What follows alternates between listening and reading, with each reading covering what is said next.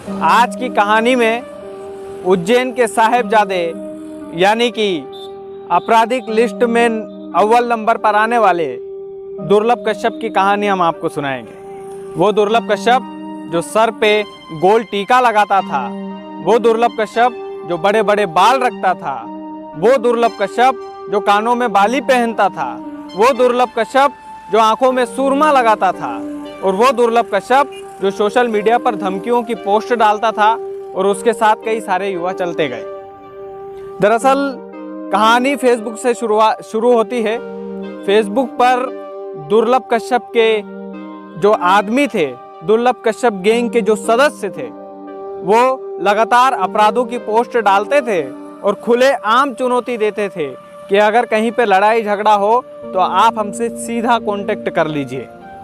वो खुलेआम रंगदारी मांगते थे, फेसबुक पर पोस्ट करके रंगदारी मांगते थे। किसी अपराधी के साथ वे लोग मारपीट करते थे और उसका वीडियो वायरल करते थे। दुर्लभ कश्यप गैंग के सदस्य उस पर्टिकुलर आदमी के घर वालों को फ़ोन करते और उससे रंगदारी मांगते, उससे पैसे की मांग करते और बोलते बाकायदा कि हम इसको जब तक मारते रहेंगे, जब तक वीडियो वायरल करते रहेंगे, जब तक आप लोग हमें पैसा नहीं भिजवा देते। आज हम उस दुर्लभ कश्यप की कहानी सुनाने जा रहे हैं कि उसका अंत कैसे हुआ। कैसे 17 साल का युवा इतने अंधेरे में घुस गया। कैसे 17 साल का युवा और उसके साथी नशा करते थे। कैसे 17 साल का युवा और उसके साथी रंगदारी करते थे। कैसे मारपीट करते थे। कैसे उस गैंग को बढ़ावा मिला है। चलिए शुरुआत करते हैं। शुरुआत हमने फेसबुक से की। आपने देखा कि किस तरह से दुर्लभ कश्यप गैंग के जो सदस्य थे वो सक्रिय हो गए थे फेसबुक पर, और कई लोग उनसे जुड़ते गए। कई लोग उनसे जुड़ते इसलिए गए क्योंकि फेसबुक जो है अभी हाल ही में इतनी चरम पर था कि जितने भी मोस्ट ऑफ द युवा, जितने भी सबसे ज़्यादा जो युवा है वो फेसबुक से जुड़े हुए थे। और फेसबुक पर जब वो पोस्ट करते थे तो जो नशा वाले जो युवा थे वो दुर्लभ कश्यप से जुड़ते गए। जो आपराधिक सोच रखते थे वो भी दुर्लभ कश्यप से जुड़ते गए। जैसे ही फेसबुक पर दुर्लभ कश्यप गैंग के सदस्य सक्रिय हुए, उसके तुरंत बाद उज्जैन के तत्कालीन एसपी सचिन अतुलकर ने अपनी अगुवाई में अक्टूबर 2018 में दुर्लभ कश्यप गैंग के 23 सदस्यों को गिरफ्तार कर लिया। दुर्लभ कश्यप के 23 सदस्यों को गिरफ्तार जब किया गया तब उज्जैन में हड़कंप मच गया, क्योंकि उज्जैन की जो आपराधिक गतिविधियां थी वो दुर्लभ कश्यप और दुर्लभ कश्यप गैंग के सदस्य ज्यादा फैला रहे थे। 27 अक्टूबर 2018 को दुर्लभ कश्यप भी पकड़ा गया, लेकिन नाबालिग होने के कारण उसे बाल संरक्षण गृह में डाल दिया गया। चूंकि दुर्लभ कश्यप नाबालिग था, इसीलिए उसे 24 अप्रैल 2019 को इंदौर स्थानांतरित कर दिया। और इंदौर जब स्थानांतरित किया तो इसलिए किया क्योंकि वो नाबालिग था, बालिग नहीं था। लेकिन जब 24 अप्रैल 2019 को उसे स्थानांतरित किया इंदौर में, उसके बाद पुलिस ने और कार्रवाई की। कार्रवाई की वजह ये थी कि तब तक दुर्लभ कश्यप बालिग हो चुका था। पुलिस ने जब कार्रवाई की तब दुर्लभ कश्यप बहुत डरा हुआ था। उसके अंदर एक डर था।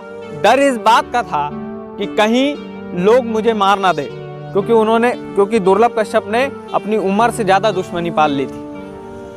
और भैरवगढ़ जेल में तत्कालीन एसपी सचिन अतुलकर जब दौरे पर थे, जब वो दौरा करने गए थे, तो पहली बार तत्कालीन एसपी सचिन अतुलकर की मुलाकात दुर्लभ कश्यप से हुई।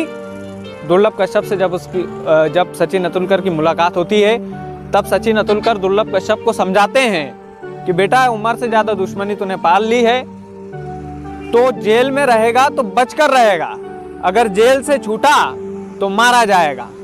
और होना भी वही था। इसके बाद 24 जनवरी 2020 को तुलसी नगर निवासी भाजपा नेता राजेश बोराना के 20 वर्षीय बेटे स्वप्निश बोराना को दुर्लभ कश्यप गैंग के सदस्यों ने अगवा कर लिया, यानी कि उसका अपहरण कर लिया। भाजपा नेता के बेटे के साथ लगातार दुर्लभ कश्यप गैंग के सदस्य मारपीट करते रहे। केवल मारपीट ही उन्होंने नहीं की, उसके वीडियो बाकायदा बनाए और सोशल मीडिया पर डालते रहे दुर्लभ कश्यप गैंग के सदस्य। ये देखकर पुलिस सक्रिय हो गई और पुलिस ने उन अपराधियों पर 10-10 हजार रुपए का इनाम घोषित कर दिया। यानी कि उन अपराधियों की जो भी जानकारी देगा पुलिस उनको 10-10 हजार रुपए देगी। इधर फरवरी के आसपास लॉकडाउन का समय था और दुर्लभ कश्यप जेल से छूटा था। जेल से छूटने के बाद वो उसकी माँ के पास रहने लगा। माँ के पास जब वो रहा तो उज्जैन की हवा भी उसको लगी, क्योंकि उज्जैन में उसने एक बड़ा नेटवर्क खड़ा कर लिया था। दुर्लभ कश्यप ने जैसे ही बड़ा नेटवर्क खड़ा किया था उसी तरह उस नेटवर्क को आगे बढ़ाता चला गया। लेकिन जैसा कि सचिन अतुलकर जो तत्कालीन एसपी थे वहाँ के, उन्होंने दुर्लभ कश्यप को समझाया था कि संभल जा नहीं तो मारा जाएगा, और एक रात वैसा ही कुछ हुआ। रात के करीब 11 बज रहे थे। उज्जैन के रफीगंज के हार फूल वाली गली में चाय की दुकान पर दुर्लभ कश्यप गैंग के कुछ सदस्य पहुंचते हैं और वहां पर चाकू लहराकर चाय वाले से बदतमीजी करते हैं। चाय वाले से चाकू लहराकर रंगदारी मांगते हैं। चाय वाला भी उस समय तो चुप रहता है, लेकिन जब वे सदस्य चले जाते हैं तो माधव नगर, उज्जैन के माधव नगर पुलिस थाने में दुर्लभ कश्यप गैंग के सदस्य से डरकर चाय वाला वहां पर रिपोर्ट डालने के लिए जाता है। लेकिन माधव नगर पुलिस स्टेशन ने उस बात को इतना सीरियस नहीं लिया और उसकी रिपोर्ट दर्ज नहीं की। रिपोर्ट दर्ज नहीं की उसका कारण यह हुआ कि रात के 1 बजे उसी चाय की दुकान पर वे ही सदस्य दुर्लभ कश्यप के साथ पहुंचते हैं। अब कहानी का मोड़ यहीं पर आता है कि दुर्लभ कश्यप के साथ जब वे पहुंचते हैं कि तो चाय की दुकान के सामने खड़े एक युवक शहनवाज नाम के युवक से दुर्लभ कश्यप की बहस हो जाती है। बहस के दौरान दुर्लभ कश्यप अपनी जेब से कट्टा निकालता है और शहनवाज की गर्दन पर मार देता है।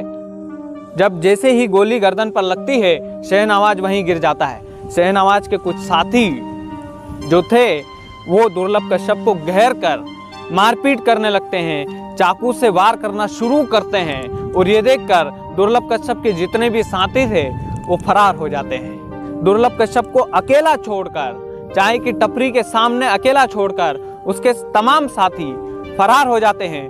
नतीजा ये होता है कि दुर्लभ कश्यप मारा जाता है।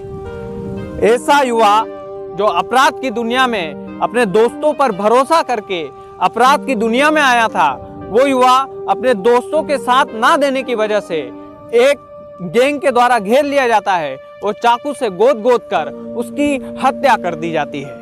अंजाम यह होता है कि 7 सितंबर 2020 को दुर्लभ कश्यप मारा जाता है। ये वो तारीख थी जब दुर्लभ कश्यप इस दुनिया से अलविदा कह गया था। अलविदा इसलिए कह गया था क्योंकि उसके दोस्तों ने उसका साथ नहीं दिया। अपराध का एक ना एक दिन अंत तो होना रहता है, इसीलिए दुर्लभ कश्यप जो 17 साल की उम्र में गैंगस्टर बना था, नाबालिग उम्र में गैंगस्टर बना था, फेसबुक की दुनिया से उसने क्राइम की दुनिया में कदम रखा था, फेमस होने की चाहत ने उसको अंधा कर दिया था, इसीलिए दुर्लभ कश्यप मारा जाता है। दुर्लभ कश्यप इस दुनिया से तो चला गया, लेकिन खुशी की बात यह है कि उसके जितने भी घर वाले हैं वो दुर्लभ कश्यप से सहमत नहीं थे।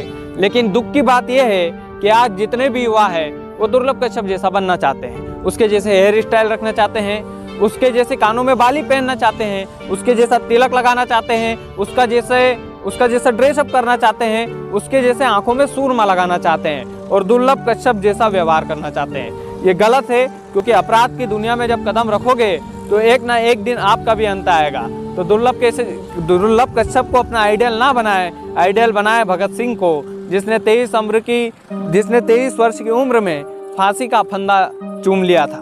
बहुत बहुत शुक्रिया।